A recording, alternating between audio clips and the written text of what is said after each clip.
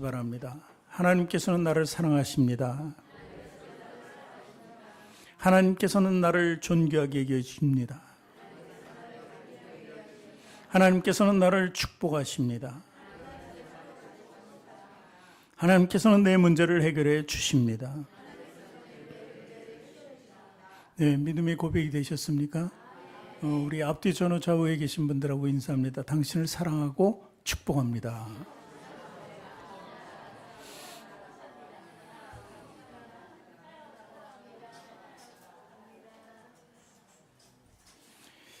여러분 한 분 한 분을 사랑하고 축복합니다. 아멘. 네. 오늘 본문 말씀을 보니까 천국은 마치 바다에 치는 각종 물고기를 모는 그물과 같으니 하면서 시작합니다. 그래서 이 바다라는 단어가 나옵니다. 이 바다라는 이 단어의 의미를 우리가 좀 시대적 배경을 알아야 됩니다. 바다 하면은 우리가 그냥 그저 드넓은 망망한 바다를 이렇게 얘기할 수 있는데, 여기서 예수님께서 말씀하시는 바다는 갈릴리 바다라고, 또는 갈릴리 바다를 성경은 갈릴리 호수라고도 얘기합니다. 바다가 아니라 호수쯤 됩니다. 그래서 호수가 크기 때문에 바다라고도 얘기하는 거죠. 뭐 길이가 한 21km, 너비가 한 12km 되니까 굉장히 넓은 호수라고 볼 수 있습니다. 그리고 깊이도 깊은 곳에는 한 46m 정도 되니까 사람 한 25길 정도 되는 거죠. 사실 21km 이러면 작은 거리가 아닙니다. 서울을 동서로 나누면 거의 45km 이 정도 되는 것 같은데, 한 반 정도 되니까 굉장히 넓은 호수라고 볼 수 있어요. 그래서 당시에 바다라는 표현을 많이 썼다는 것입니다. 이 바다는 우리가 이제 바다를 생각하면 이렇잖아요. 그냥 잔잔할 때 있지만 그냥 비바람이 치고 비바람 때문에 광풍이 불고 파도가 치는 그것을 연상할 수 있습니다. 사실 이 예수님께서 말씀하시는 갈릴리 바다도 마찬가지입니다. 워낙 넓기 때문에 잔잔한 호수가 아니라 파도가 칠 만큼 큰 바다와 같다는 것입니다. 그래서 그곳에서 이제 그물질을 하는 갈릴리 사람들, 예수님 주 사역지가 사실 갈릴리, 그 호수가 있는 갈릴리 지역이었습니다. 그러니까 우리나라로 치면 경기도 이렇게 나눌 수 있는데, 행정구역을 갈릴리라고 하는 것도 행정구역 중에 하나입니다. 그곳에서 이제 사역을 많이 하셨기 때문에 오늘 거기 있는 사람들, 군중들을 향해서, 제자들을 향해서 이 말씀을 전할 때는 그 갈릴리를 표현하면서 하신 것이 그들이 이해가 쉽기 때문에 이 바다라는 표현을 쓰면서 갈릴리를 지칭한 것입니다. 이 비유, 갈릴리, 바다, 이 비유, 그물질, 여기서 바다라는 뜻은 우리가 쉽게 생각하면 우리 삶에서 내가 무슨 여기 호수가 어디 있고 바다가 어디 있어 이렇게 생각하지 마시고 간단하게 생각합니다. 어떻게? 이 바다는 세상이다. 그리고 거기에 있는 생물들이 있잖아요. 생물들은 사람이다. 그 중에 나는 하나다. 어쩜 물고기 중에 하나라는 표현이 생물 중에 하나라는 표현과 비슷할 수 있는 것이죠. 그러면서 이 바다에는 굉장히 위험이 도사리고 있다는 것을 알 수 있습니다. 사실 우리가 예기치 않은 일들이 많이 일어나는데 우리가 그런 바다에 살기 때문에 그렇습니다. 파도가 일기도 하고, 때로는 안개가 껴가지고 지척을 분간할 수도 없고, 때로는 암초가 있어서 파손의 위기, 배를 타고 가면 파손의 위기도 당할 수 있다는 것입니다. 그래서 또 옛말에 이런 말이 있었어요. 배 타는 사람은 믿을 수 없다. 왜냐하면 배를 타고 나갔지만 돌아오지 않기 때문에. 그래서 그 사람들은 믿을 수 없다. 이런 얘기도 있었다는 것입니다. 오늘날 그 바다가 세상이라면 세상도 사실 굉장히 분주한 가운데 어려움과 고난과 고비와 위험이 도사리고 있다는 것입니다. 사실 우리나라도 지금 정치, 경제, 사회 이 전반에 걸쳐서 사실 바람 잘 날이 없습니다. 계속해서 문제가 일어나는 것이죠. 우리 집안에 바람 잘 날 없는 것처럼 더 크게 봐서 모든 세상도 다 그렇다는 거예요. 사람이 사는 곳마다 다 그렇다는 것입니다. 때는 전 세계적으로 기근이 있고 천재지변이 일어나는 거예요. 자연적인 현상 때문에 많은 위험한 일들이 발생하고 있다는 것입니다. 그런가 하면은 3일 전인가요? 그건 인재라고 볼 수 있는데, 인도에서 비행기가 런던으로 향하던 중에 떨어졌습니다. 불과 30초 정도밖에 날지 못했어요. 이렇게 해서 그 정도 날면서 그냥 떨어진 거죠. 올라갔다 바로 떨어진 것입니다. 그때 사상자가 274명이나 됐다고 합니다. 근데 그 중에서 241명은 비행기에 탄 사람들이에요. 승객과 승무원들이겠죠? 그 사람들이 죽었고, 근데 한 명이 살았대요. 근데 그 산 사람이 어떻게 살았는지 모르겠대, 자기가. 다 죽었는데. 그런데 또 이게 불행하게도 33명이 더 죽었는데 그 사람들은 비행기가 떨어져서 거기 때 떨어진 그 이유 때문에 죽은 사람들이에요. 비행기를 안 탔는데도 죽었다는 것입니다. 이렇게 예기치 않는 불과 30초 앞을 모르는 거죠. 그래서 많은 사람들이 희생된 것을 볼 수 있는 것입니다. 그래서 인간들에게 정말 바람잘 날 없다. 그래서 가지가 많으면 많을수록 더 바람잘 날이 없다고 이렇게 보는 것입니다. 우리 김우택 집사님이 지금 허리에 두르고 계신데 4월 21일 날이에요. 제일 또 기억을 하고 있는데 4월 21일 예기치 않은 사고에 전혀 이런 일이 일어날 거라고 생각도 안 했습니다. 그런데 거기서 정말 순간적으로 다치셔가지고 이렇게 고생을 하고 있습니다. 그러니까 사실 불안한 삶을 우리가 살아가는 거예요. 아무것도 생각 없이 살아가지만 근데 행복하기 때문에 아무것도 생각하지 않는 게 아니라 불안하기 때문에 아무것도 생각 없이 사는 삶을 살아가는 것이 모든 사람의 모습일 수도 있다는 것입니다. 그런가 하면 바다의 표현 중에 바다, 물 그러면 그 안에 수많은 물고기가 있지만 그 종류도 굉장히 다양합니다.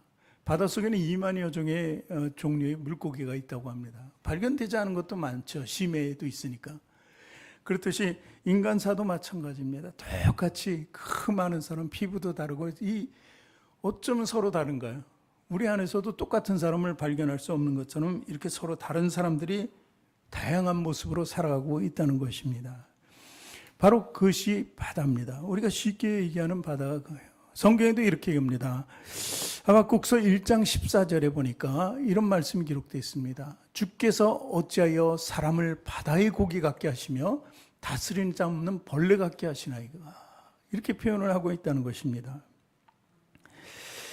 우리는 그 치열한 경쟁 속에서 지금도 살아가고 있는 것이죠. 그런데 오늘 말씀 속에서 우리가 발견할 수 있는 복음적인 메시지는 무엇인가 하는 것을 우리가 발견해야 된다는 것입니다. 왜 예수님께서는 바다의 비유, 거기다 물고기의 비유, 그물의 비유 이런 것을 들었을까 하는 것을 우리가 알아야 한다는 것입니다. 거기서 내 신앙의 정체성을 찾아야 돼요. 우리가 신앙생활을 하지만 잘못된 신앙생활, 잘못된 길을 갈 때도 많이 있거든요. 그래서 오늘 말씀을 통해서 모든 것을 완벽하게 수정해서 우리가 완벽한 신앙을 가져야 한다는 것입니다. 오늘 본문 다시 한번 읽어보겠습니다. 47절, 48절. 또 천국은 마치 바다에 치고 각종 물고기를 모는 그물과 같으니 그물에 가득함에 물가로 끌어내고 앉아서 좋은 것은 그릇에 담고 못된 것은 내버리느니라. 여기도 그렇잖아요. 47절에 각종 물고기를 모으는 그물과 같다 그랬어요. 그렇죠? 각종 물고기라는 거예요. 그러니까 이 고기를 잡는 거 보면은 다 구분을 해야 되더라고요. 우리 동서가 이제 어장을 했기 때문에 저 임자도라는데 가면은 그 고기를 잡아서 가지고 옵니다. 근데 거기에는 그냥 어떤 특정한 고기만 잡는 게 아니라 여러 가지 고기가 다 잡히는 거예요. 그래서 그 바구니에다 큰 노란 바구니에다 들고 오면 거기서 또 분리를 해요.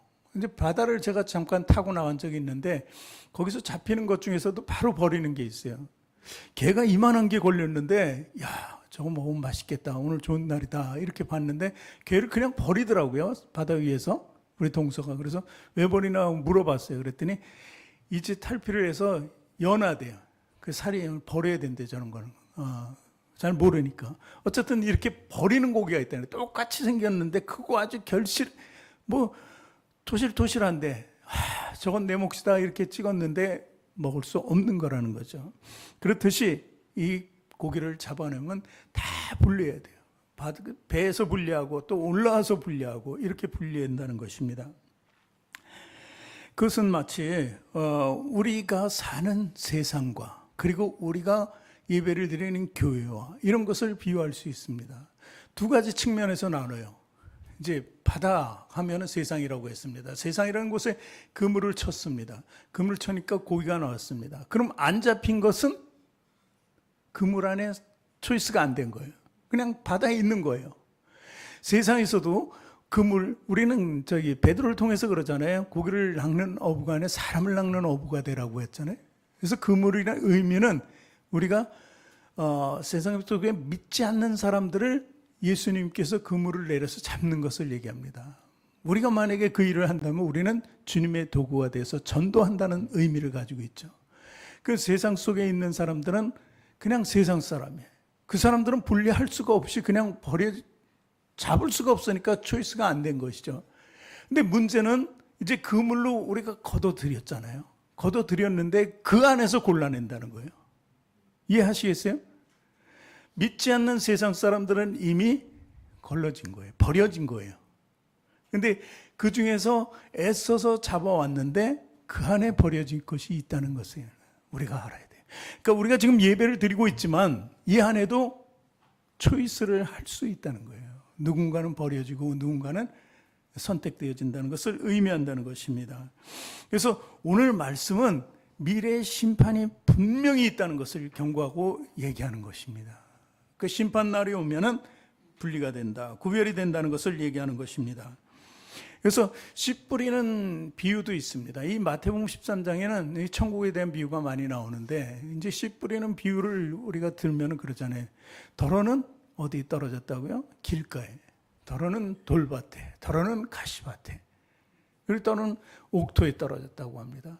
그런데 그 뿌릴 때 잘못 뿌려진 것은 다 죽게 돼 있는 것이죠. 그래서 이게 뿌려도 구별이 분명히 된다는 것을 의미하는 것입니다. 그래서 우리가 그물을 던지는 것은 분명히 계속해서 던지는 것을 얘기해요. 그래서 우리 주님께서도 그물을 던졌다는 것입니다. 그래서 각종 물고기를 잡았다는 것입니다. 그래서 그물을 던지는 것은 어쩌면 천국의 시작이다. 우리에게 있어서는 거기에 잡혀야만 우리 천국 맛을 볼 수 있다는 거예요. 근데 잡혔다고 해서 천국에 다 들어가는 것은 아니지만 천국을 알게 되는 거예요. 어떻게 우리가 신앙생활을 하느냐에 따라서 우리의 천국을 맛보고 끝나느냐 아니면 천국을 갈 수 있느냐, 여기에 우리가 어떻게 하느냐에 달려있다는 것입니다. 사실 그물을 던지는 것은 예수님께서 이제 말씀하셔서 던지는 거예요. 그 베드로가 자기 힘으로 고기를 잡으려고 애썼지만 밤새 잡지 못했어요. 그러나 예수님께서 따라 나가서 나를 따르라고 데리고 나가니까 거기에 어떻게 그물이 찢어질 정도로 2배 넘치도록 잡혔다는 거예요. 그러니까 우리가 전도를 하고 우리가 나와서 그물을 치는 것 같지만 그 안에 들어오게 하는 것은 누구라고요? 예수님께서 하신다는 거예요. 그래서 그것도 우리가 분명히 명심해야 된다는 것입니다. 지금 수많은 교회에 교인들이 있습니다. 그 많은 사람들이 있어요. 그것이 그물에 걸린 물고기에 비유할 수 있어요. 그런데 물고기지만 제가 뭐라 그랬어요? 구별이 된다, 분리가 된다는 것을 분명히 알아야 된다는 거예요. 알곡과 가라지가 있어요. 벼를 심었는데 피도 같이 자라잖아요. 그렇죠? 그럼 나중에 가만 놔두면 피는 꼿꼿이 올라가서 크게 자라서 벼보다 더 길어지니까 쉽게 분별해서 뽑을 수 있죠. 그렇죠? 마지막 때 추수할 때 전에. 이렇듯이 이 분명히 구별이 된다는 것입니다. 그 논이라는 것을 교회에 비유한다면 그 논에 피가 있다는 거예요. 잡초가 있다는 것입니다. 우리가 교회 안에 있지만 우리 안에도 그렇게 구별이 될 수밖에 없다는 것을 의미하는 것입니다. 그런데 그것을 미리 뽑아내지 않죠. 주님께서는 아주 가만 놔둬요. 놔두면 나중에 그것이 나타나게 돼 있다는 거예요. 그때 그리고 심판의 때 분리를 한다는 것을 얘기하는 것입니다. 그러니까 심판이라는 것은 나중에 악인과 의인을 구분한다. 그래서 좋은 것과 못된 것을 구분한다고 이렇게 얘기하는 것입니다. 하나님의 심판은 어떻게 되느냐? 자, 첫 번째 얘기하는 것입니다. 뭐냐면 그물 밖에도 넘치는 고기가 있다는 거예요. 근데 그물을 쳤어요. 그물을 쳤을 때는 초이스가 됐다 그랬죠. 그래서 이미 그물 안과 밖이 분리가 돼요. 그 사람들, 믿지 않는 사람들은 이미 분리된 사람이고, 그리고 안에 들어온 사람들은 분리보다는 구별을 한다는 거예요. 거기서 이 두 가지 과정을 거쳐서 하나님께서 택한 자를 주신다는 것입니다. 그저 그냥 교회를 다니니까 우리는 분명히 구원받은 것이다, 이렇게 할 수는 없다는 것입니다. 예수님께서 12제자를 정하셨어요. 그래서 12제자를 어떻게 데리고 다녔잖아요. 놀라운 이적들과 놀라운 말씀, 복음적인 사실로 인해서 그들이 예수님을 따르게 됐다는 것입니다. 그럼 예수님이 일단 12제자를 향해서 그물을 치고 그들을 잡았어요. 그런데 결론적으로 어떻게 됐습니까? 여기서 두 가지로 나눌 수 있는데, 가롯 유다는 어떻게 되죠? 거기서 완전히 걸려졌어요. 분리가 됐어요. 예수님은 팔았잖아요. 근데 가롯 유다는 분리됐어요. 그런데 예수님이 십자가 사건이 있을 때 이 나머지 11제자가 있었어요. 11제자는 예수님께서 잡혀가시고 십자가형을 당할 때까지 예수님을 부인하고 다 도망갔다는 거예요. 베드로는 3번이나 부인했어요. 그렇지 않습니까? 이것은 그물에 있었지만 그들이 그물에서 상한 상태가 돼서 벌어질 수밖에 없었다는 것입니다. 그런데 그들에게 기회가 왔어요. 그 기회는 뭐예요? 부활이었습니다. 예수님이 부활하시고 그들에게 나타난 순간 그들은 이제서 제대로 하나님 아들 예수 그리스도를 알게 되었습니다. 그때 다시 찾은 그 분리, 어쩜 썩어져서 버려질 수밖에 없었는데 다시 예수님께서 초이스를 해서 살아난 것입니다.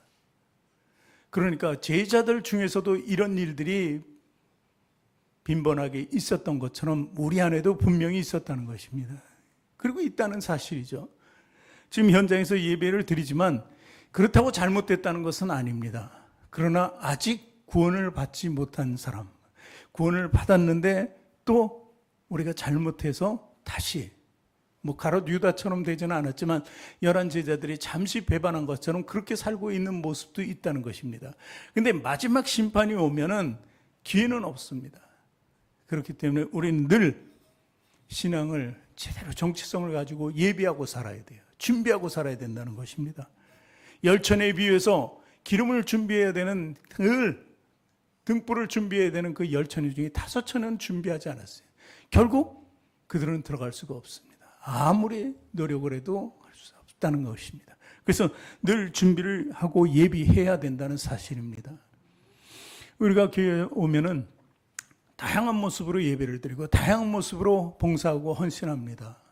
근데 봉사하고 헌신하고 그런다고 해서 그 사람들이 나중에 분명히 구별될 때 봉사하고 헌신한 사람 반드시 저 사람들은 천국에 갈 거야, 그런 규정은 없습니다.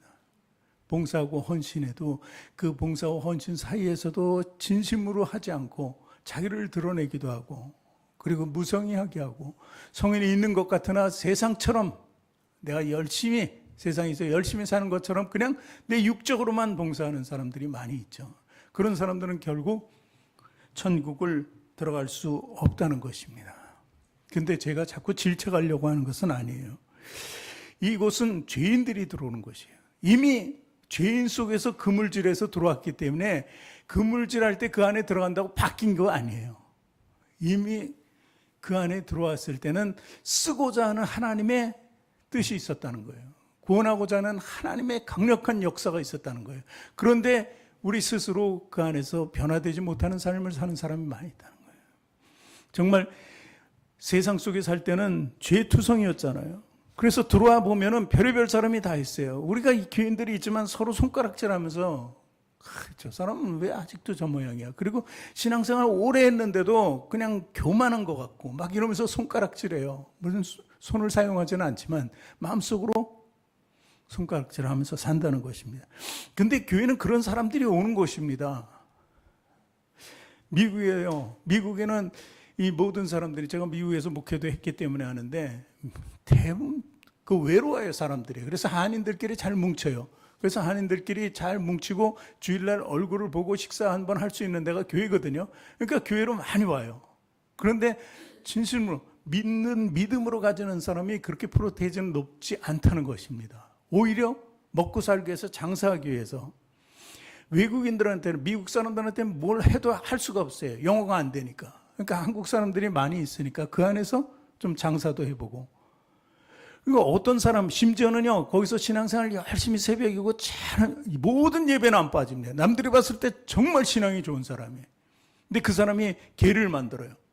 그러니까 너도 나도 목사님도 도와주는 거예요. 아, 저분이 하시면 틀림없어. 그래가지고 갯돈을 막 서로 넣는데, 그래가지고 뭐 한 200억씩 들고 튀는 사람도 있다는 거예요. 그러니까 알 수가 없는 거예요. 그런데 그런 사람은 잘못됐지만, 교회는 그런 사람들이 와서 바뀌기를 원하는 거예요. 바뀌어야만 돼요. 잡을 때는 다 죄인이었지만, 잡고 나서 그 안에 들어와서 있을 때는 분명히 바뀌어야 돼요. 그래서 좋은 것으로 돼야 돼요. 못된 것으로 되면 안 된다는 것입니다. 우리는 기억해야 됩니다. 저 사람이 사랑이 없다고 손가락질해서는 안 돼요. 그 원망해서도 안 돼요. 그 죄인처럼 살아가니까 아직도 안 변했다고 손가락질을 하지도 말라는 거예요. 왜냐하면 그 사람들이 나오는 이유를 목사는 설명하고 그 사람들이 노력하고 있기 때문에. 어떤 노력이요? 십자가 앞에서 예수님의 사랑을 받기를 원하고 사랑을 배우려고 나온 사람들이에요. 처음부터 바뀌지 않아요. 오래돼도 안 바뀌는 사람도 있다는 것입니다. 그래서 우리가 잘 깊이 생각하면 내가 죄인이기 때문에 십자가 보혈이 필요하다는 것을 깨달아야 돼요. 보혈로 말미암아 우리가 변한다는 것을 사실을 인정하고 그렇게 노력해야 된다는 것입니다. 그리고 미숙하고 이기적이고 여러 가지 정말 안 좋은 부분이 있지만 말씀 속에서, 말씀 안에서 변화되기를 원하는 거예요. 이런 노력과 시도가 있는 것이 바로 그물 안이라는 거예요. 교회 안이라는 것입니다. 그러니까 말씀을 통해서 또 성령님의 도우심을 통해서, 성령님의 감동을 통해서 우리는 성숙하게 자라나야 된다는 거예요. 그렇게 자라날 때 나중에 추수할 때 알곡이 돼서 하나님 나라에 들어갈 수가 있게 된다는 사실을 믿으시기 바랍니다. 그러므로 우리는 잘 생각해야 돼요. 내가 그물 안에 있다. 교회 안이라는 것은 그물 안에 있다. 그러면 하나님께서 정말 저 그물 밖에 있는 것을 다 버렸는데 우리를 초이스해서 이 안에 두신 것만 해도 감사한 일이에요. 얼마나 감사합니까? 근데 여기서 기회를 줬는데 여기서 변하지 않는다면은 저 세상 속에 사는 사람보다도 못한 거예요. 차라리 세상 속에서 죄와 함께 잠시 쾌락을 느끼고 이렇게 살아갈 수 있는데 그것마저도 버리고 여기 들어왔는데 여기서도 못 가면 바보 아니에요? 그렇기 때문에 이왕에 들어왔으면 그물 안에서 초이스되는, 하나님께 선택받는 우리 성도들이 되기를 원합니다. 그래서 오늘 말씀 속에 보니까 좋은 것과 못된 것 이렇게 비유를 하고 있잖아요. 예수님께서는 참 비유를 두 가지로 비유를 많이 말씀하셨어요. 예를 들어서 마태복음 7장 18절서부터 보겠습니다. 마태복음 7장 18절. 마태복음 7장 18절 말씀. 예. 좋은 나무가 나쁜 열매를 맺을 수 없고 못된 나무가 아름다운 열매를 맺을 수 없느니라. 이렇게 단정하잖아요. 이거 맞는 거죠? 틀릴 수가 없죠?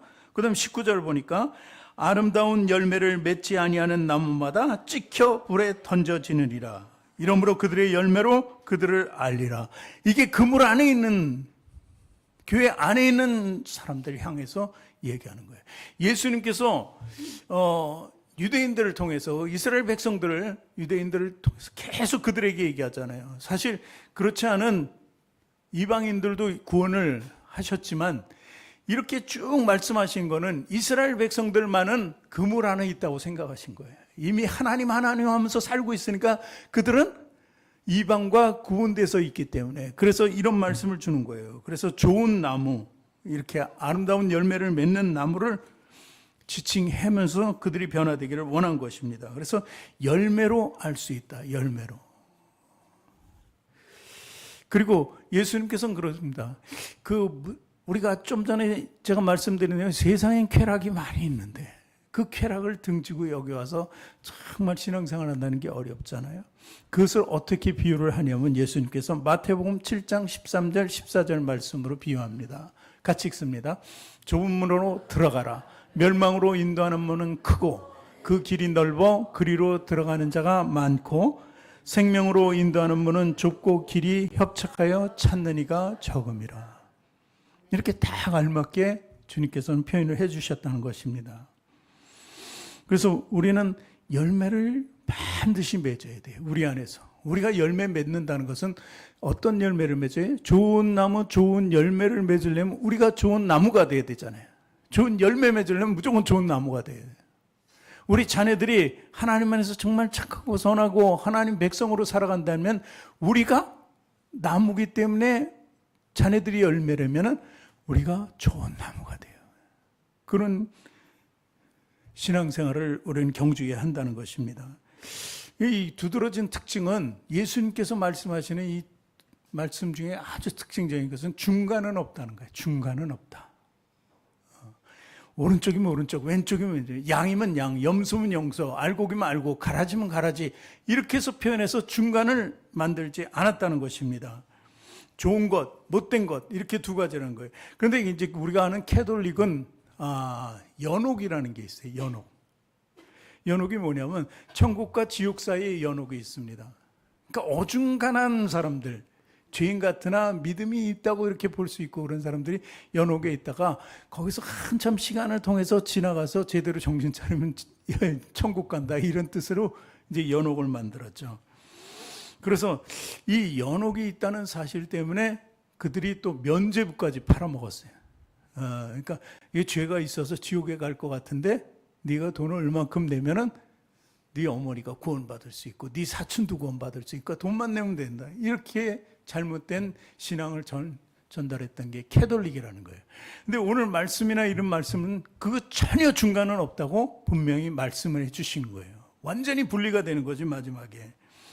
그래서 좋은 것을 고르면은 그릇에 담고 좋지 않은 것은 어떻게? 그냥 버려지잖아요. 이 두 가지밖에 없다는 사실을 얘기하는 것입니다. 그래서 예수님은 이렇게까지 비유에 말씀하십니다. 마태복음 22장 13절을 우리가 보겠습니다. 임금이 사원들에게 말하되 그 손발을 묶어 바깥 어두운 데 내던져라. 거기서 슬피며 이를 갈게 되리라 하시니라. 초이스가 안 되면은, 선택되어지지 않으면 이렇게 된다는 것입니다. 비슷한 말씀이 마태복음 25장 30절에도 있습니다. 이 무익한 종을 바깥 어두운 데로 내쫓으라. 거기서 슬피며 이를 갈리라 하니라. 또 누가복음 13장 28절도 한번 읽어보겠습니다.